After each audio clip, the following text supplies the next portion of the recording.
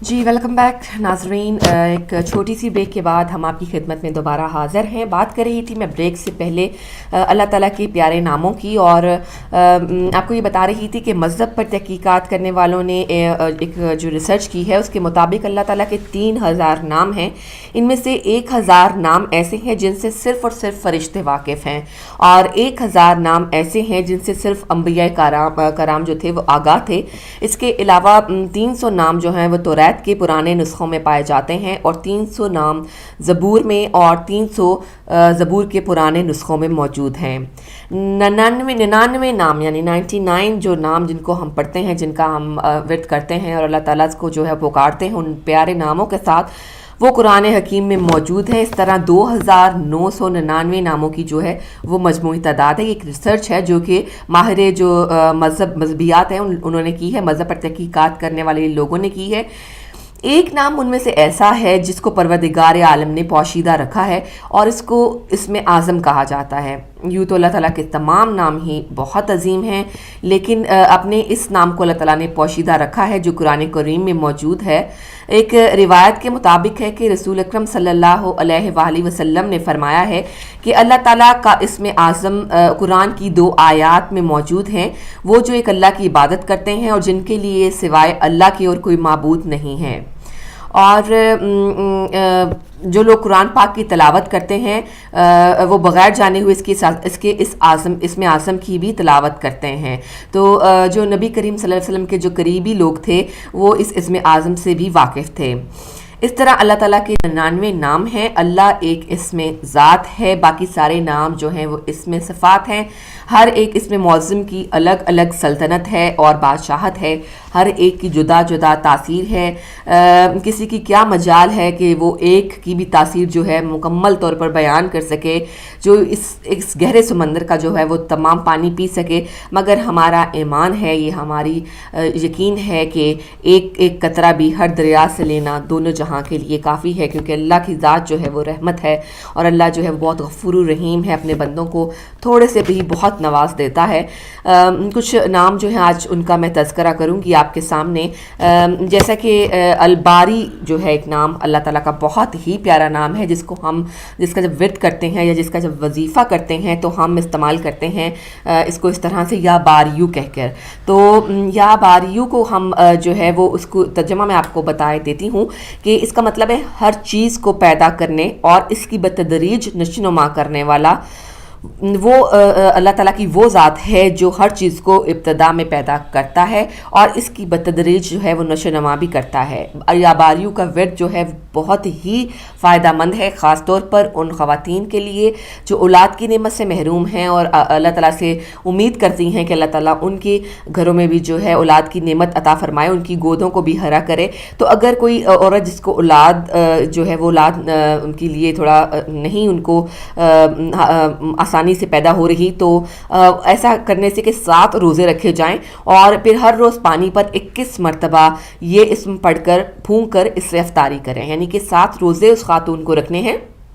जो चाहते हैं कि अल्लाह ताला औलाद की नेमत से उनको सरफराज फरमाए। तो 7 रोज़े रखने हैं और हर रोज़े में हर रोज़ पानी पर 21 मरतबा या बारियू पढ़कर जो है वो दम करें और उससे इफ्तारी करें, तो अल्लाह ताला जो है उनको जल्द ही औलाद की नेमत से सरफराज करेंगे। अल-मुसव्विरु नाम से ही जैसा आपको ज़ाहिर है कि अल-मुसव्विरु मखलूक़ात की सूरत गिरी करने वाला या अपनी तख्लीक को मतवाज़न जिस्म, रंग और सूरत अता करने वाला। या खालिकू या बारियू या मुसव्विरु, ये बहुत ही करीबी और मिलते जुलते नाम हैं। और अगर आप गौर करें तो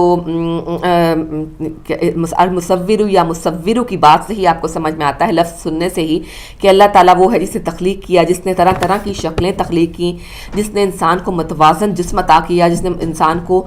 सूरत अता की, जिसने इंसान को बाकी खूबियाँ अता की, और वो ज़ात है सिर्फ़ अल-मुसव्विरु की, अल्लाह ताला की ही ज़ात है। इसी का एक वजीफ़ा जो कि अलबारियू से मिलता जुलता है, जो कि उसके साथ पढ़ने से मज़ीद अपना असर दिखाता है। وہ ہے کہ یہی ہے کہ اولاد کے لیے اگر آپ الباریو کے ساتھ المصورو اور یا خالق کو لگا دیجئے، یا خالق یا باریو یا مصورو، اور پھر ان تینوں ناموں کو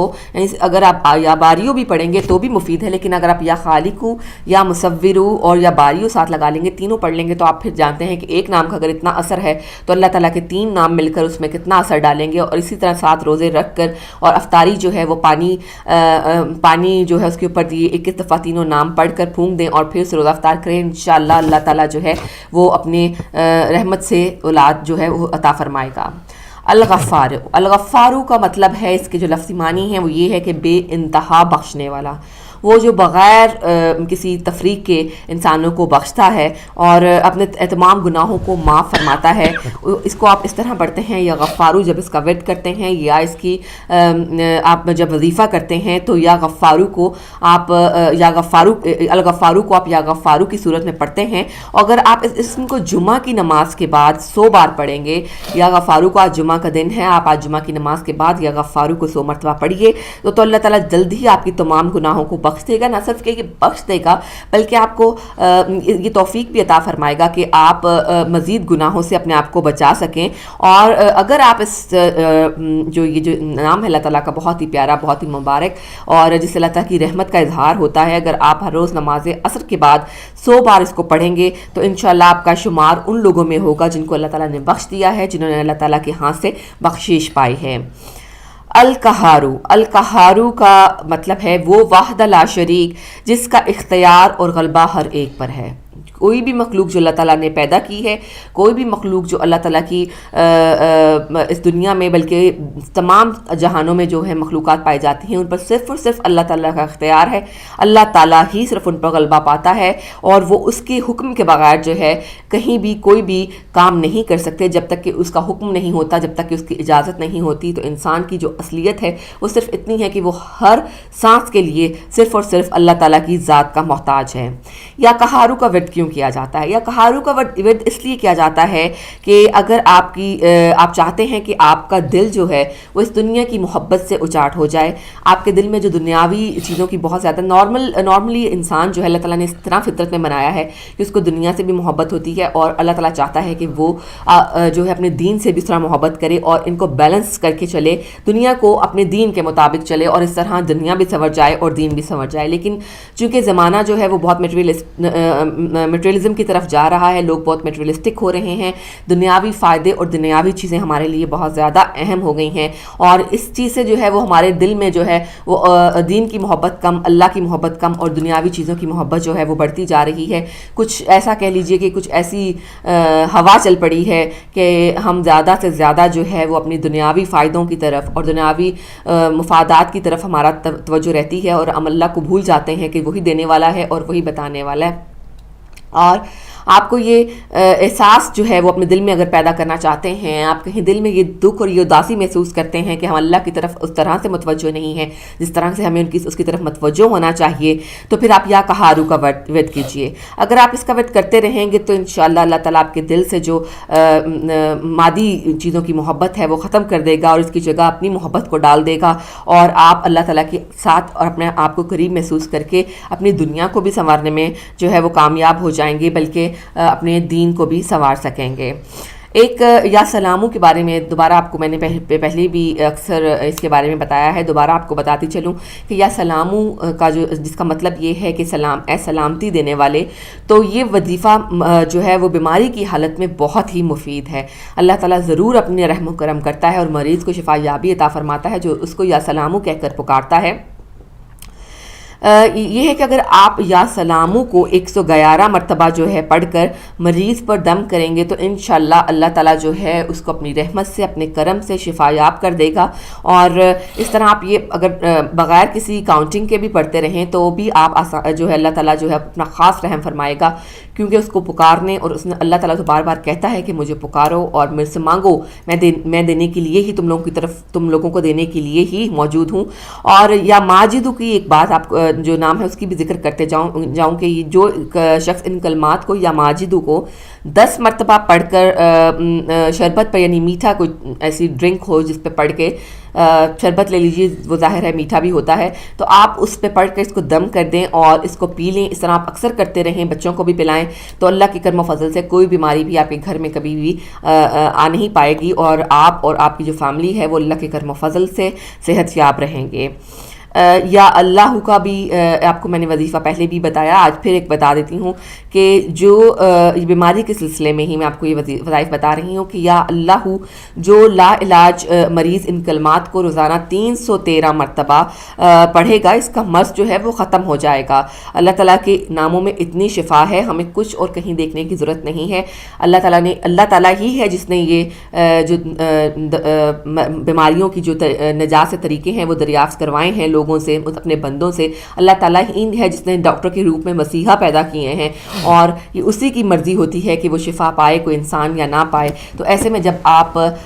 دوسری چیزوں سے دوسری میڈیکلی جو ہے اپنا علاج کروا رہے ہیں، وہاں اپنے روحانی علاج کو بھی بالکل بھی اگنور مت کریں. اور اس کے علاوہ رنج و غم دور کرنے کے لیے جو ہے آپ کے جو ظاہر رنج اور غم جو ہے ہماری زندگی کا ایک بہت بڑا حصہ ہیں. جہاں خوشی ہوتی ہے وہاں غم بھی ہوتا ہے، اور زندگی نام ہی اسی بات کا ہے کہ ہم جو ہے اس کمبینیشن کے ساتھ جو ہے وہ زندگی گزار سکیں. لیکن پھر بھی اگر آپ اللہ کو پکارتے رہیں گے تو ہمیں یا تو اللہ تعالیٰ وہ غم اور مشکلات اور پریشانیاں جو ہے ان سے ویسے ہی دور رکھے گا، اور اگر پڑ جاتی ہیں ہمارے اوپر کوئی آزمائش آ جاتی ہے تو اللہ تعالیٰ اس میں ہمیں ہمت عطا فرماتا ہے کہ ہم اسے دور رہ سکیں. اور اسی طرح اگر آپ یا مہمنوں کو اگر 29 مرتبہ روزانہ اس کو پڑھ لیا کیجئے، اللہ تعالیٰ آپ کا غم دور فرمائے گا، آپ کو ویسے ہر پریشانی سے ہر مشکل سے نجات دلوائے گا. لیکن اگر آپ اس کو کسی مشکل میں پڑ گئے ہیں تو آپ اس کو 29 مرتبہ اس نام کو پڑھ لیں، تو اس سے آپ کا جو تکلیف ہے وہ دور ہو جائے گی، اس میں آپ کمی محسوس کریں گے. الغفور کا آپ کو جو کہ بہت ہی معاف کرنے والا ہے، الغفار کے ساتھ ہی اس کو اگر آپ ملا کر پڑھیں تو بھی یہ بہت ہی پر اثر ہے. اس کو اگر آپ 313 مرتبہ پڑھیں گے تو تمام تکلیفیں، تمام رنج و غم جو ہیں وہ دور ہو جائیں گے. تو یہ تو اسماء حسنہ تھے جو آج میں نے آپ کو بتائے، اور ان کی تھوڑی سی جو تھوڑے منٹ لگتے ہیں، بالکل چند ہی منٹ میں جو ہے آپ کی ایک تسبیح ہو جاتی ہے. اس میں 313 مرتبہ پڑھنا ہے تو اس میں کوئی 4 منٹ لگ جائیں گے. کوئی بھی جو اتنی اس میں لطافت پائی جاتی ہے، اتنے پھول کی طرح ہلکے ہوتے ہیں یہ کلمے زبان پر کہ آپ ان کو پڑھیں تو آپ کو نہ صرف کہ آپ کی دماغی سکون محسوس ہوتا ہے، روحانی سکون محسوس ہوتا ہے، بلکہ آپ اس کی تاثیر کو جلد ہی محسوس بھی کرنے لگتے ہیں کہ اللہ تعالیٰ نے جو ہے وہ کس طرح سے آپ پہ ان ناموں کی بدولت مہربانی کی. اللہ تعالیٰ کو آپ کے ان کے ورد کی ضرورت نہیں ہے، وہ صرف جاننا چاہتا ہے کہ اس کے بندے اس سے کتنی محبت کرتے ہیں اور اس کا قرب حاصل کرنے کے لیے کیا کیا طریقے اختیار کرتے ہیں. تو ناظرین، آج جمعۃ المبارک کے مبارک دن میں اسماء حسنہ کا یہ جو سیگمنٹ ہے وہ اب اختتام پذیر ہوتا ہے، اور ہم اس کے بعد جو ہے وہ علی بھائی کی طرف چلیں گے جو کہ ہمیں کچھ حالات حاضرہ کے بارے میں تفصیل کے ساتھ کچھ بتائیں گے اور ہماری جو نالج ہے اس میں مزید اضافہ کریں گے. جی علی بھائی. Thank you sir. بہت خوبصورت آپ نے جو ہے وہ اسماء حسنہ کا جو پورا اس کے فوائد اور خواص کے اوپر گفتگو فرمائی کہ انسان کی زندگی میں کتنے مسائل اور پریشانیاں ہوتی ہیں، تو کیوں نہ وہ ان اسماء حسنہ کے ذریعے سے ان کا تدارک جو ہے وہ کر سکے. تو آپ سن رہے تھے ناظرین ابھی خواص اسماء حسنہ کی، اور اس وقت پروگرام میں ٹائم ہوا جاتا ہے عالمی جائزہ کا. اور عالمی جائزہ میں جیسا کہ آپ کو خبر ہے کہ ہم کچھ سٹوریوں کو جو ہے وہ لے کر چلتے ہیں، کچھ خبروں سے آپ کو اپڈیٹ کرتے ہیں، اور جو کچھ عالم اسلام کے اندر جو کہ معاملات پیش آ رہے ہیں اس کے اوپر جو ہے وہ اپنی استطاعت کے مطابق گفتگو کرتے ہیں. آپ بھی اس پہ اوپر جو ہے وہ گفتگو فرماتے رہے ہیں. تو آج ایک رپورٹ کے اوپر بات کریں گے جو کہ امریکہ کی دفاعی اطلاعاتی ایجنسی کی جو ہے وہ ڈیفنس انفارمیشن ایجنسی کی رپورٹ ہے. اس سے پتہ چلتا ہے کہ ISS کی جو ایجاد تھی وہ ایران کے اثر و رسوخ کو جو ہے وہ علاقے کے اندر کمزور کرنا تھا، اور ان کے لیے یہ بنائی گئی تھی. اس کے اوپر ہم جو ہے وہ آج بات کریں گے. گلوبل ریسرچ سے یہ بات ثابت ہو گئی ہے کہ امریکہ نے داعش کو ایران کے اثر و رسوخ کا مقابلہ کرنے کے لیے بنایا تھا. نیوز نور، پینٹاگون اور امریکہ کی دفاعی اطلاعاتی ایجنسی کی رپورٹ سے پتہ چلتا ہے کہ دولت اسلامی عراق و شام کی ایجاد ایران کے اثر و رسوخ کا جو ہے وہ مقابلہ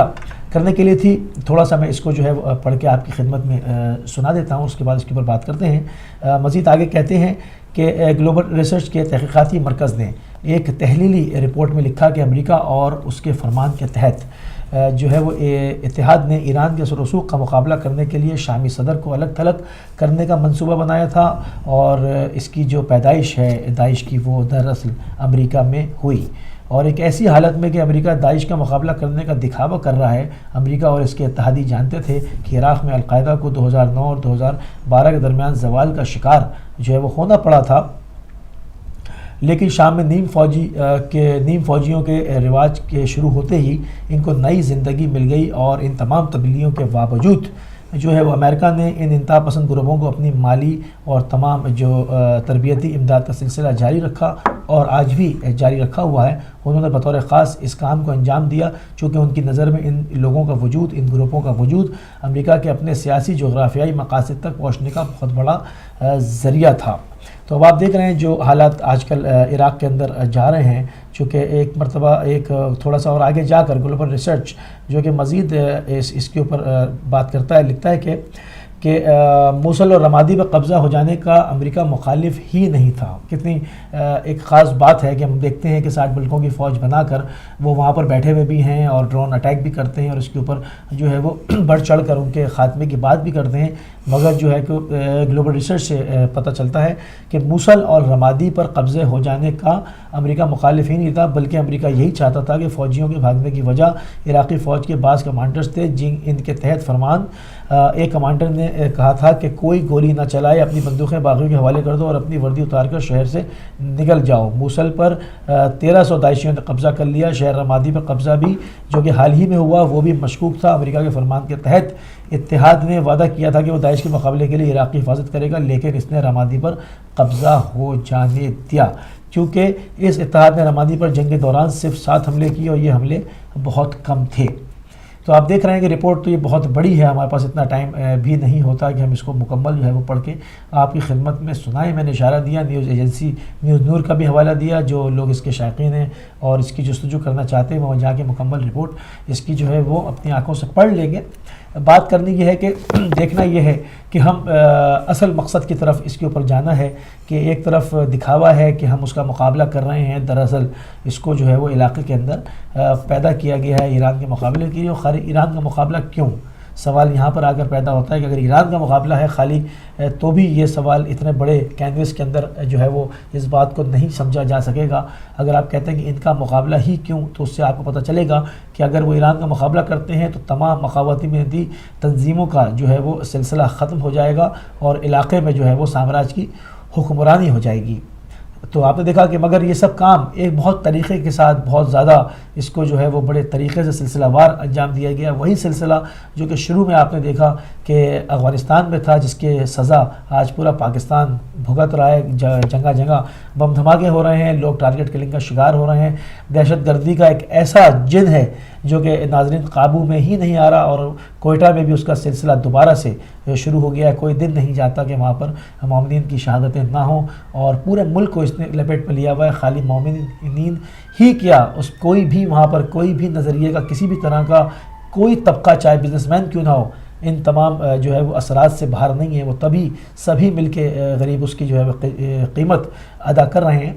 تو یہ مقابلہ انہوں نے اسی لیے کیا، وہی بالکل اسی طرح سے اسی پیٹرن کے اوپر افغانستان کی طرح سے انہوں نے شام کے اندر بھی اللہ اکبر کے نعرے کے ساتھ اس کام کو انجام دینے کی جو ہے وہ صحیح اور کوشش کی ہے کہ نام سامنے جو ہے وہ اسلام کا رہے، اور بشار الاسد کی حکومت کو اور مختلف حکومتوں کو جو ہے وہ باغی قرار دے کر، ان کو جو ہے وہ ملحد قرار دے کر، کافر قرار دے کر، اور کتاب خدا کو سامنے رکھ کر آیتیں پڑھ کر جو ہے وہ مسلمانوں کے گلے کاٹے جائیں۔ سیم پیٹرن ہے، وہی 1400 سال سے چلا آ رہا ہے۔ اس وقت بھی کربلا میں بھی نعرے تکبیر کے ساتھ جو ہے وہ امام کے سر کو جدا کیا گیا تھا، تو یہ سلسلہ رکا نہیں ہے۔ وہی یزیدی فکر ہے، یہ وہی صوفیادی فکر ہے، یہ وہی خارجی ہیں جو الحکم اللہ کے قائل ہیں، جو کہ کسی چیز کو نہیں مانتے، کہتے ہیں کہ صرف جو ہے وہ الحکم اللہ خدا کا حکم ہے، اور خدا کا جو اصل حکم ہے اس کو فراموش کرتے ہیں۔ بیسیکلی الحکم اللہ کی جگہ اپنی فکر اور اپنی تدبیر کے ہی قائل ہیں۔ تو یہ وہی خارجی ہیں، ان کا صرف نام جو ہے وہ چینج ہوتے رہتے ہیں، بدلتے رہتے ہیں نام کوفی اور شامی، جیسے کہ علامہ اقبال نے فرمایا تو افغانستان والے ہی پیٹرن کے اوپر کام کیا گیا، مجاہدین کا روپ ان کو دھارا کیا. ایک طرف جو ہے وہ القاعدہ کو پوری دنیا میں امریکہ ڈھونڈتا رہا اور دوسری طرف ان کو لاجسٹک سپورٹ دیتا رہا اور ان کو ترکی پہنچاتا رہا اور وہاں سے ان کو دہشت گردی کے کیمپوں کے اندر جو ہے وہ بھیجا جاتا رہا. اور ابھی بھی یہ رپورٹ گائے بگائے آتی ہیں کہ ہم اپنا عزم نہیں کھوئیں، اپنا حوصلہ نہیں کھوئیں اور ہم اس سال میں 5,000 لوگوں کو تیار کریں گے، 10,000 لوگوں کو تیار کریں گے، 20,000 لوگوں کو تیار کریں گے. مختلف رپورٹس جو میڈیا پر جو ہے وہ آپ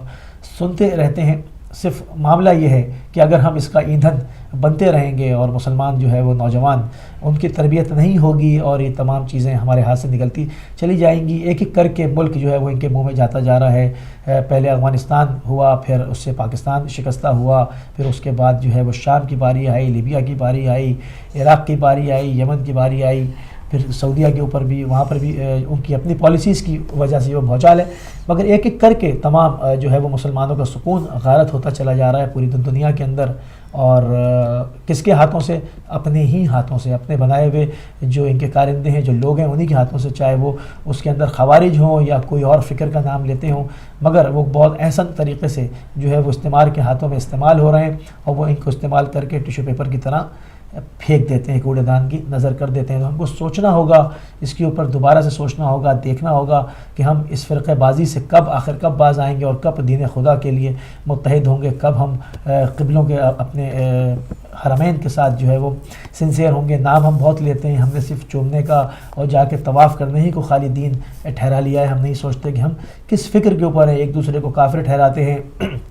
ایک دوسرے کے اوپر تہمتیں لگاتے ہیں. یہ سلسلے جو ہیں وہ بند ہونے چاہیے اور ہم نے متحد ہو کے جو اپنے نوجوانوں کی تربیت بھی کرنی چاہیے، نوجوانوں کو آمادہ کرنا چاہیے اور ان کو اتنا شعور اور ان کے اندر اتنی بیداری اور احساس کا جذبہ بیدار کر دینا چاہیے کہ وہ خوارج کے ہاتھوں میں استعمال نہ ہو سکیں. کیوں کہ چاہے انویسٹمنٹ کوئی بھی ہو، آپ انظام کسی بھی ممالک کے اوپر لگائیں کہ وہ لاجسٹک سپورٹ بھی فراہم کرتے رہیں، وہ یہ بھی کرتے رہیں، وہ پیسہ بھی لگاتے رہیں، مگر بالآخر نوجوان آپ کا ہی استعمال ہوتا رہا ہے. اگر آپ صحیح سے بچپنے سے جو ہے وہ ایک خاندانی سسٹم کو اپنے کیا بحال رکھیں گے اور ایک دینی امور میں جو ہے اپنے بچوں کی اصلاح کرتے رہیں گے اور ان کو بڑے ہونے تک اس شعور کو اور ان کو یہ ادراک جو ہے وہ بہم ان کو اس لیول تک لے آئیں گے کہ ان کو اس چیز کو وہ درک کر لیں کہ انہوں نے کسی کے ہاتھوں کا کھلونا نہیں بننا، تو اس مصیبت سے ہم چھٹکارا پا سکتے ہیں. ورنہ اس مصیبت سے چھٹکارا پانے کی کوئی تدبیر فی الحال نظر نہیں آتی. تو آج کا ہمارا جو ہے وہ ٹاپک بھی یہی ٹھہرے گا کہ دین میں نوجوانوں کا کردار. تو اسی کے اوپر بات کریں گے. ٹیلی فون لائنز بھی اوپن کریں گے، آپ بھی شامل ہوں گے،